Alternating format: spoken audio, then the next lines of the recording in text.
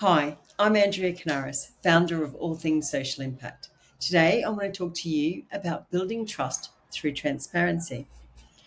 Here's the truth: most communities don't trust companies. And honestly, when you look at the history of broken promises, you can understand why.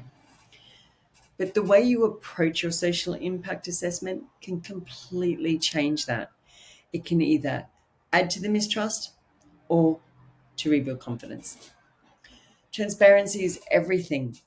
That means not just collecting data, but actually sharing it back. It means involving people in the design of solutions, not just telling them the answers. And it means reporting back regularly so people know what's happening, even if the news isn't perfect.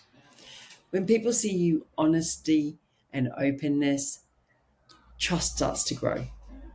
At Ensham Mine in central Queensland, we used flyover visuals and mapping tools to show the community what different rehabilitation options would look like. Locals could zoom in, explore the maps, and comment directly on the designs. That level of openness did more than just inform people, it built trust. And in the end, the design itself changed because of community feedback. That's what transparency looks like in action. Now, compare that to projects where engagement is tokenistic. A single public meeting, a glossy brochure, or consultation that happens after the decisions are already made. In those cases, people quickly feel they're being managed, not heard, and mistrust grows. Once you lose trust, that's almost impossible to win it back. If you're involved in social impact work, here's a simple test you can apply.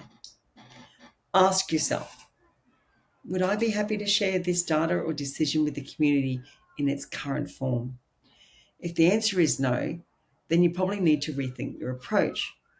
Transparency isn't about being perfect, it's about being open and honest. Remember, building trust isn't just about the community, it also benefits the project team and the decision makers.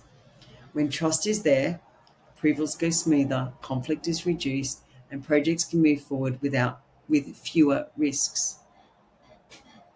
So if you want to build trust, don't just collect data and share it back. Show people they've been heard. That's how you shift from suspicion to confidence and from resistance to support.